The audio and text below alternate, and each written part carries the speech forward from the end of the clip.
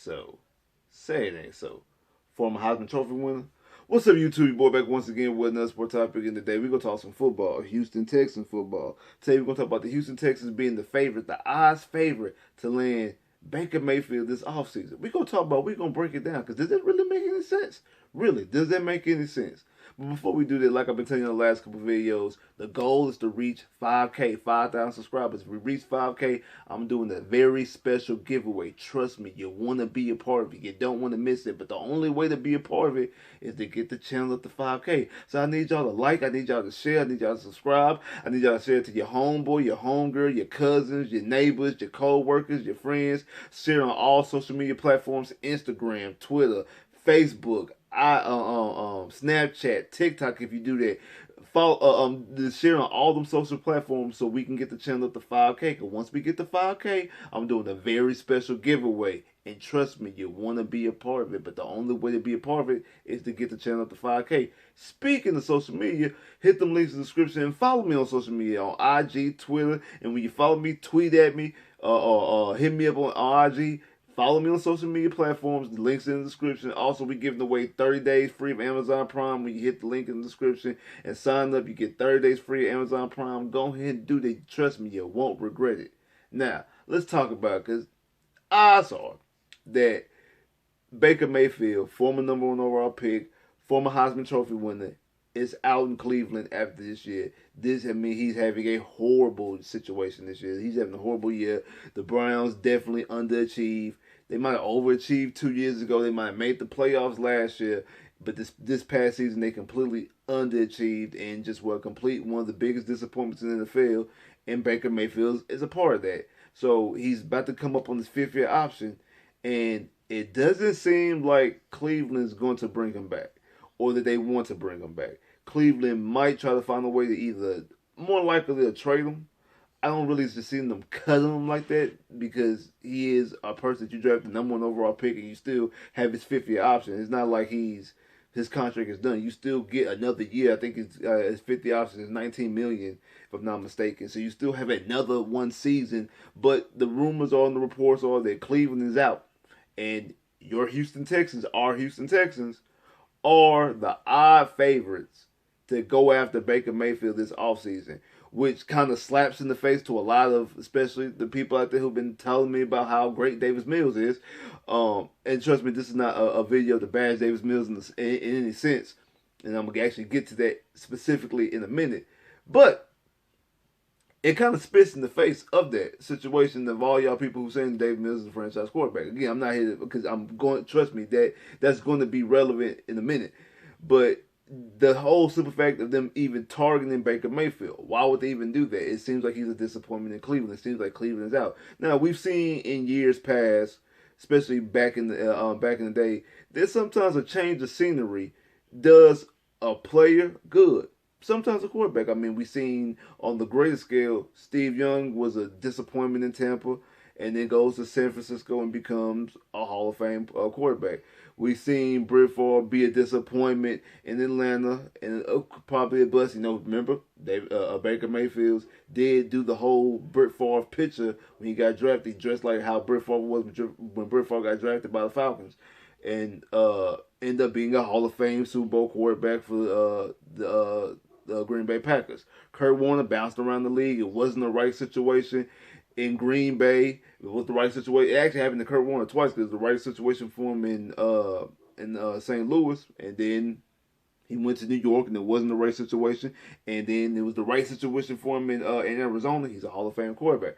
And on a lesser scale, even Kirk Cousins wasn't the right situation in Washington, but he's having a better career in Minnesota.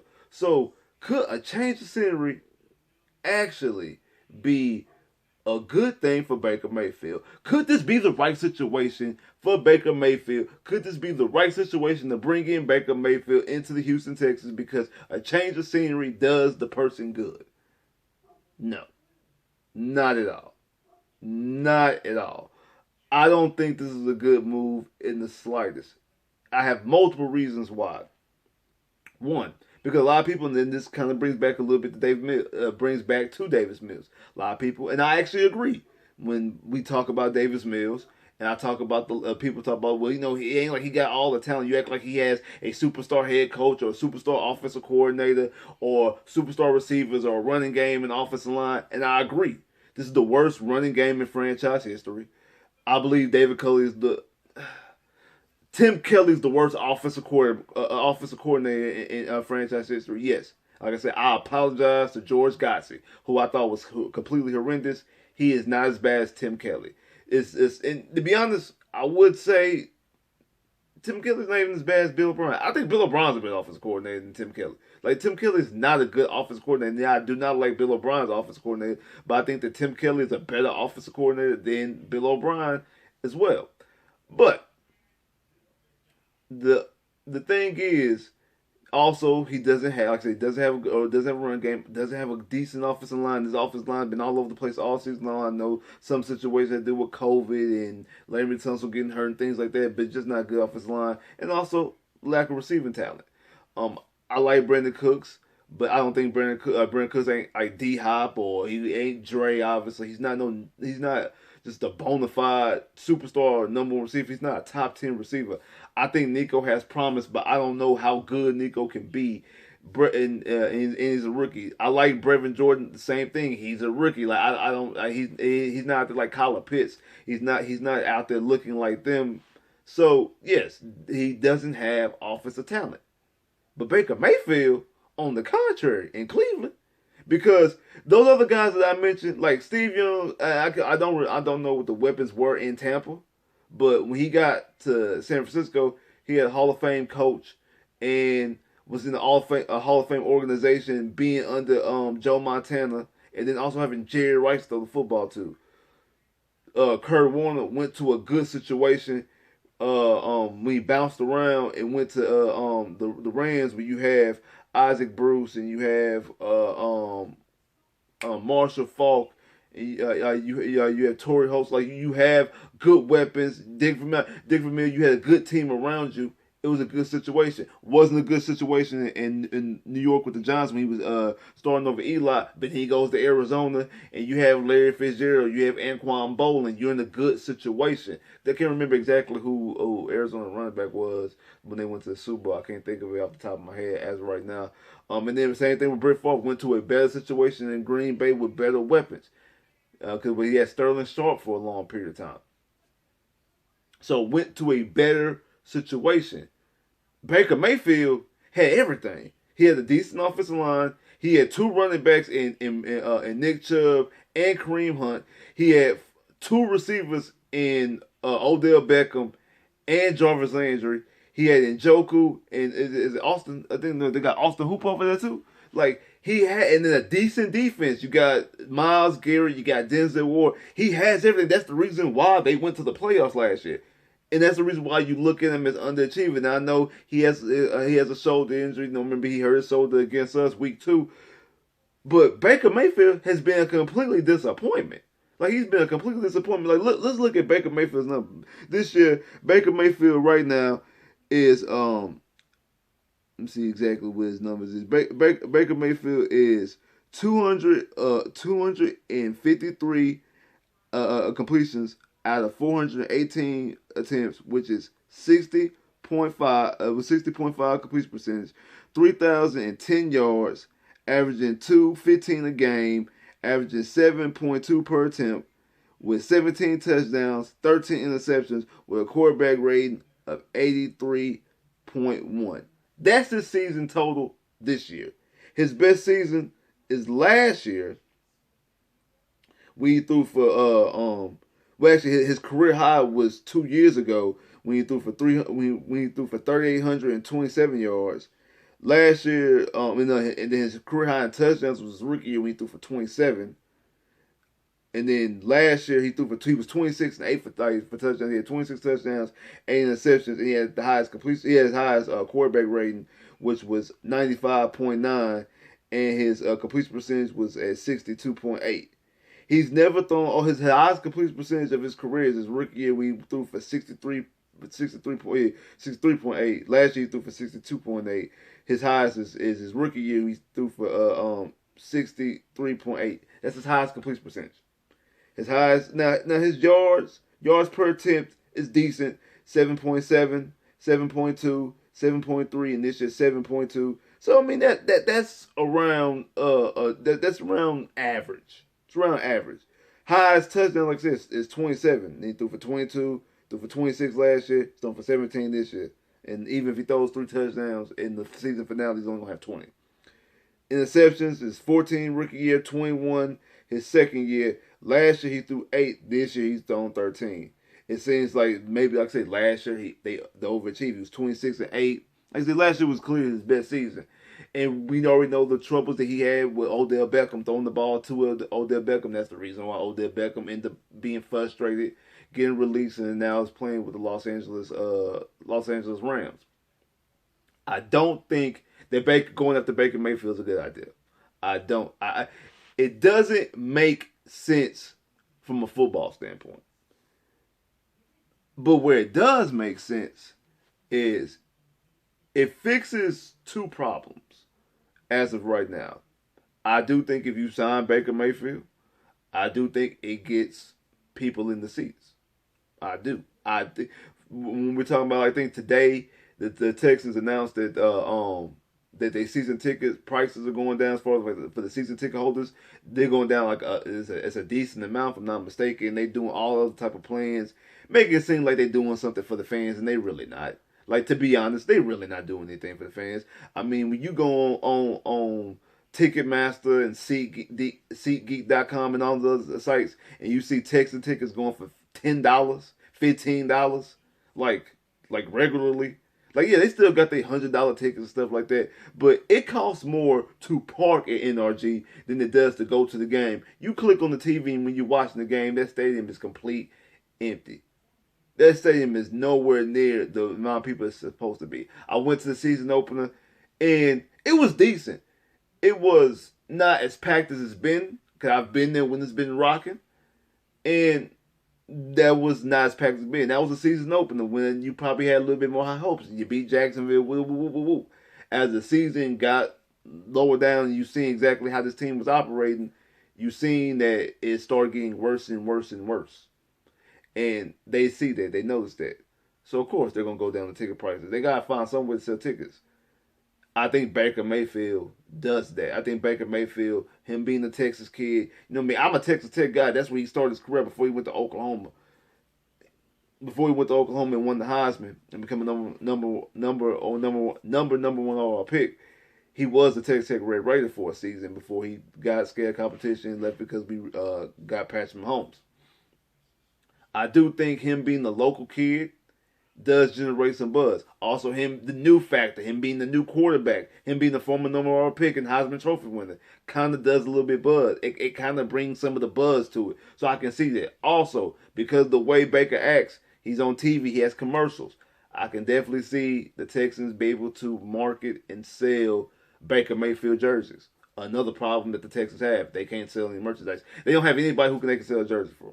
Like, they don't have anybody. That's why you see Brandon Cook's jerseys being thrown out there because they can't sell nobody else's jersey. I mean, they technically, yeah, they still got Deshaun Watson, but no one's buying the Deshaun Watson jersey. You're going to see Deshaun Watson jerseys in big department stores like Macy's and also the normal stores like Lids and stuff like that being half down, 30% off on the jersey just because they know it's going to be hard to sell because of the allegations and because he don't want to be here.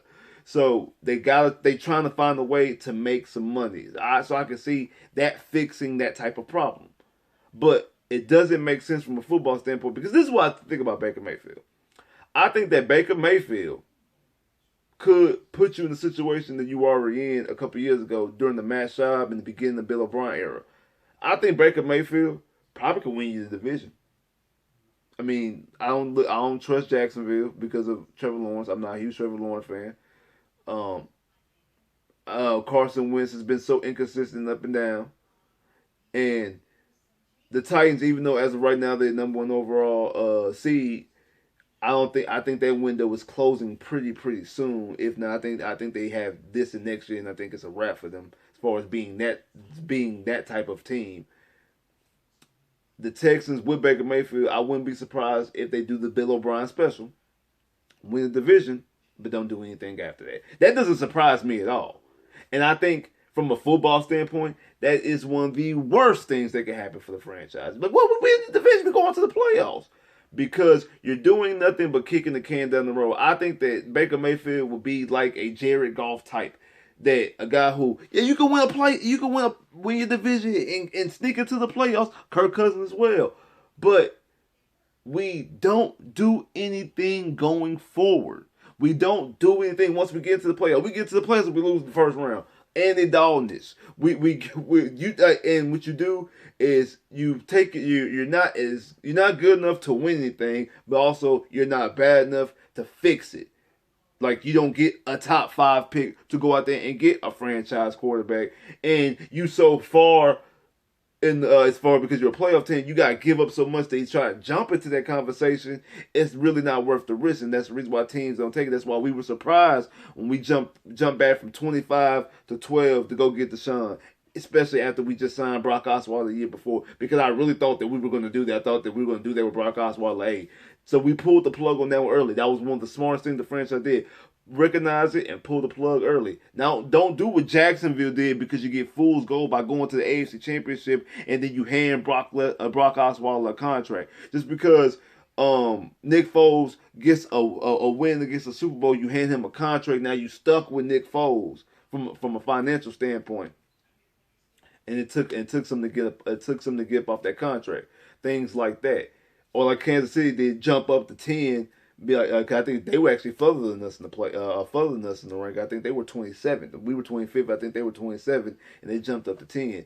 And teams really don't do that. And luckily, Rick Smith had an agreement with Brown's general manager at the time, Sashi Brown, to go up to get Deshaun Watson. They already had a handshake agreement prior to the draft that if they failed, that they would make a deal. That's the reason why it wasn't as lucrative as most picks jumping up, especially to get a quarterback, be at that time. So you don't want to put yourself into that situation.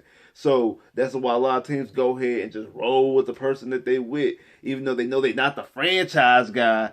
But we gonna still ride because they're good enough. They're good enough to at least get wins. And I think that's something that Baker Mayfield does. I think he'll be good enough just to get wins.